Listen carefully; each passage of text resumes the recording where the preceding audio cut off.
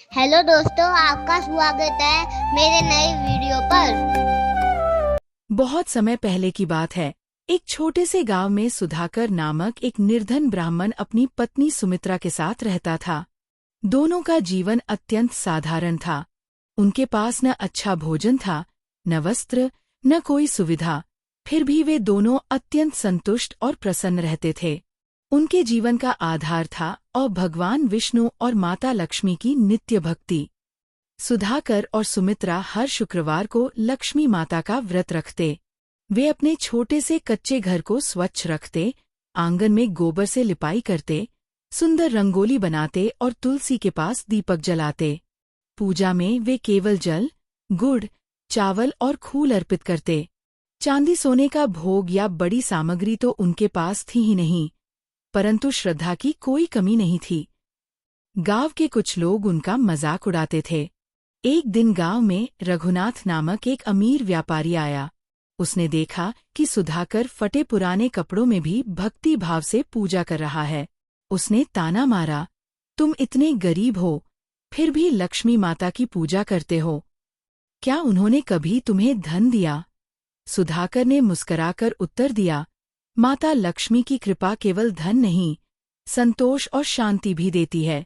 जब उनका समय होगा, वे हमें भी देंगी।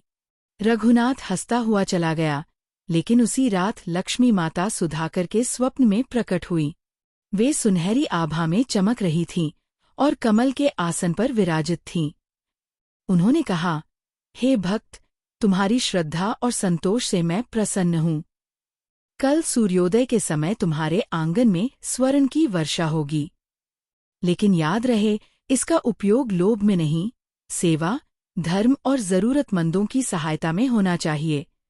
सुधाकर ने हाथ जोड़कर माता का आभार प्रकट किया। अगली सुबह जैसे ही सूर्य निकला, उनके आंगन में तेज रोशनी फैली और मिट्टी की जमीन पर सोने के सिक्के गिरने लगे।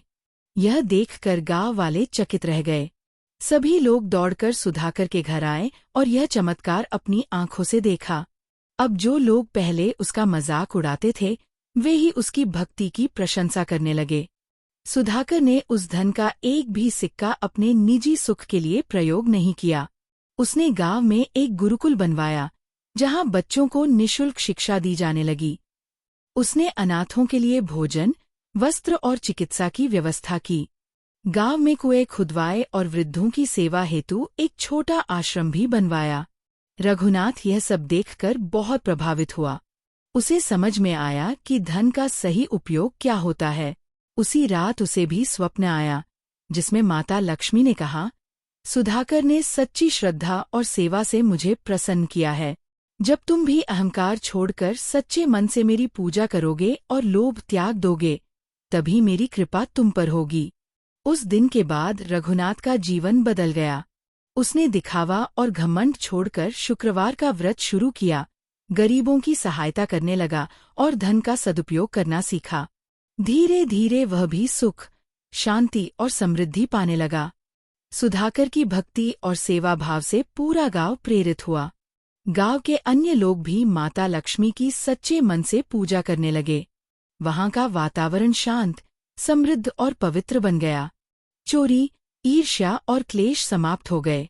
गांव में परस्पर प्रेम, सहयोग और सेवा की भावना जाग उठी। इस कथा से ये स्पष्ट होता है कि माता लक्ष्मी केवल सोने चांदी या भौतिक संपत्ति की देवी नहीं है, बल्कि वे उस मनुष्य पर कृपा करती हैं जो श्रद्धा, संतोष, सेवा और विनम्रता से जीवन जीता है। जिस घर में लोभ नहीं, सेवा भाव होता है, वहां लक्ष्मी जी स्वयं निवास करती हैं। सच्ची भक्ति और निस्वार्थ सेवा ही वास्तविक संपत्ति है। बने रहने के लिए धन्यवाद। लाइक, शेयर एंड सब्सक्राइब करें।